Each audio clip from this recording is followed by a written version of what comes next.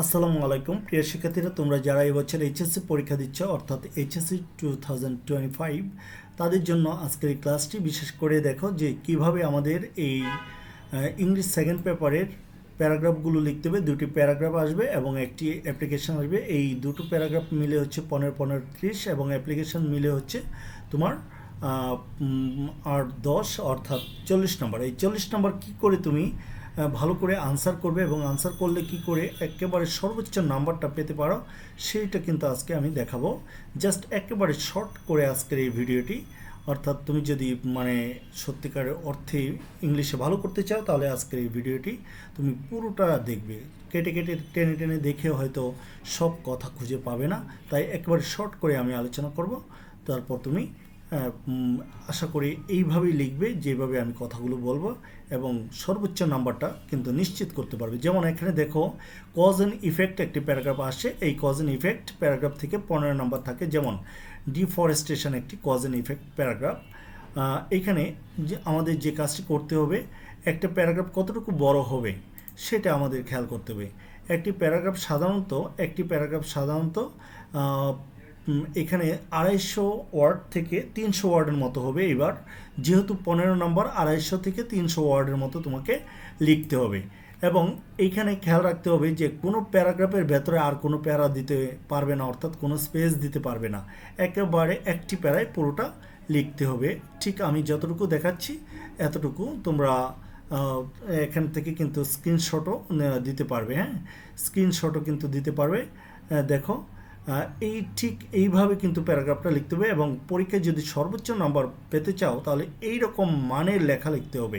এখানে দেখো আমি একটু বোল্ড করে দিয়েছি, কিন্তু এই ফার্স্টলি হাওয়ার as a result, for example, এগুলো কিন্তু কানেক্টর। তো তোমাদের এই কানেক্টরগুলো যদি ব্যবহার না করো কজ অ্যান্ড ইফেক্ট প্যারাগ্রাফে তাহলে এমনিতেই তোমার নাম্বার কমে অর্ধেকে চলে আসবে, অর্থাৎ 7-8 পাবে। হ্যাঁ, অ্যাভারেজে তো অ্যাভারেজ মার্কিং হয়ে যাবে। তো তোমরা যদি এইভাবে কানেক্টর ইউজ করো, দেখো হ্যাঁ, ফার্স্টলি, হ্যাঁ, সেকেন্ডলি, থার্ডলি অথবা however, as a result, for example, more over, এইভাবে কিন্তু তোমরা কানেক্টরগুলো ইউজ করতে থাকবে। হ্যাঁ, তো তোমরা এখানে স্ক্রিনশট দিয়ে নিও।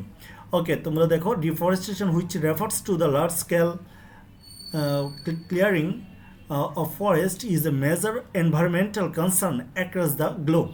সো এইটা কিন্তু আমাদের এখানে স্টার্টিং সেন্টেন্স, অর্থাৎ এইটা কিন্তু একেবারে সংজ্ঞাটা বোঝাচ্ছে।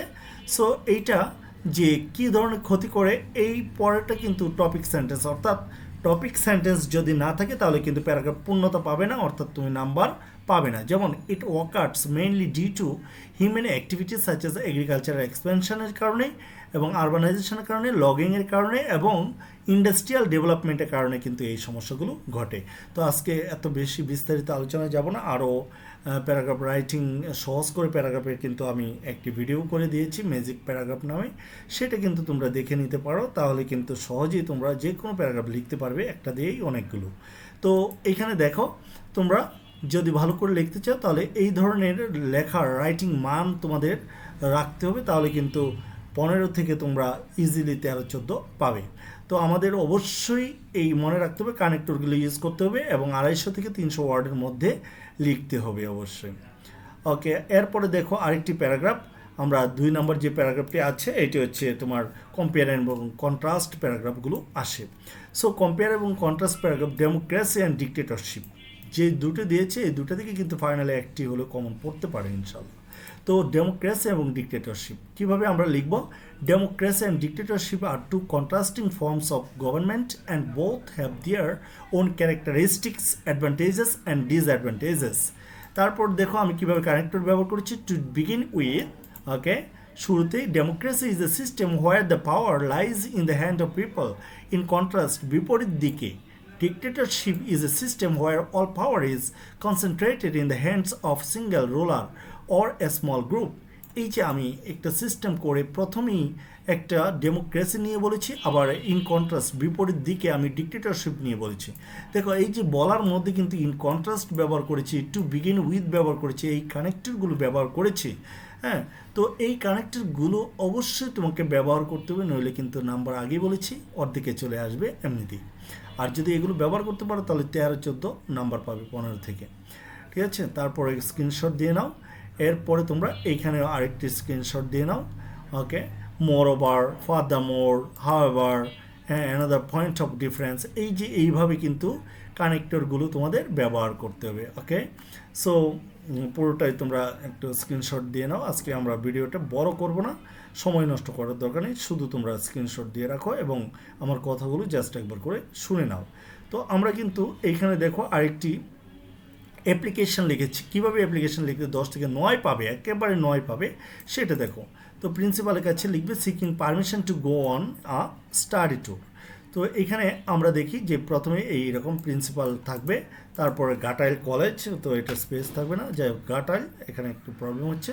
তো ঘাটাইল কলেজ, হ্যাঁ, টাঙ্গাইল। তারপরে কিন্তু তোমরা লিখবে সাবজেক্টটা, অবশ্যই এভাবে সাবজেক্টটা লিখে application for permission, capital letter দিয়ে শুরু করবে, application for permission to go on a study tour. ট্যুরের পরে এখানে কিন্তু কোনো ধরনের ফুল স্টপ বা কোনো কিছু নেই। তারপরে sir, just sir, dear sir লেখা তো ওখানে just sir, formal. We the students of, উইয়ের পরে কিন্তু একটা কমা বসবে, উইয়ের পরে কিন্তু একটা কমা বসবে। We the student of class 11 of your college, এখানে একটা কমা বসবে। অবশ্যই দুই পাশে দুইটা কমা যদি না থাকে তাহলে কিন্তু ভুল হবে। তারপরে বাকিটা তোমরা জানো যে would like to state that we are so much interested to undertake a study tour to some places of historical importance of our college, of our country. Sorry, we have just finished our test examination and are waiting for the result. So এইভাবে লিখে লিখে আমরা কি করব, just screenshot দিয়ে রাখো যে আমরা কিভাবে লিখব, কোনভাবে লিখলে একটা অ্যাপ্লিকেশন কোন মানে লিখলে আমরা সাধারণত টিচাররা 10 থেকে 9 দিয়ে থাকি, এটা তোমরা একটু ভালো করে দাও। দেখো এখানে কিন্তু কানেক্টর ইউজ করা হয়েছে, moreover. Okay, so in the circumstances, হ্যাঁ, we pray and for this, দেখো জাস্ট আমরা বলি কি উই দেয়ার ফর, আমরা দেখো ইন দিস সার্কামস্ট্যান্সেস লিখলে কিন্তু এটার মানটা আরও সুন্দর হয়। ঠিক আছে, এইভাবে লিখে যদি তুমি পরীক্ষায় দিতে পারো তাহলে অবশ্যই 10 থেকে 9 পাবে। ইটস অবিডিয়েন্টলি, হ্যাঁ, তোমাদের আমরা কি করি, কয়েকজনের নাম কিন্তু দিই, আমরা কয়েকজনের নাম দিয়ে দিই, এবার লিখতে পারো, অথবা তুমি একজনের নামও তোমার নাম দিতে পারো, শুধু মিনাজুল ইসলাম আবেদিন, ওকে, এরকম 1 2 3 নাম্বার দিয়ে দিতে পারো। পর লিখতে হবে অন বিহাফ, হ্যাঁ, on behalf of the student of class 11। এইভাবে যদি তুমি পুরোটা লিখতে পারো তাহলে অবশ্যই তুমি কি পাবে, 10 থেকে 9 পাবে, এবং প্রত্যেকটা প্যারাগ্রাফ থেকে তুমি 15 থেকে 13-14 করে পাবে। আশা করি তোমরা বুঝতে পেরেছো কীভাবে লিখবে। তো দোয়া রইল, এবং তোমরা সাজেশনের যে ভিডিওটি আছে এটা ভালো করে দেখো, এবং ম্যাজিক প্যারাগ্রাফগুলোর ভিডিওগুলো তোমরা কিন্তু আমি প্লে লিস্ট করে দিয়েছি, এইচএসসি, হ্যাঁ, সেকেন্ড পেপার, ফার্স্ট পেপার, ওইভাবে কিন্তু প্লে লিস্ট করে দিয়েছি, ওখান থেকে তোমরা গুরুত্বপূর্ণ ভিডিওগুলো তোমাদের দেখে নাও। তো আশা করি তোমাদের কমন পড়বে। আসসালামু আলাইকুম।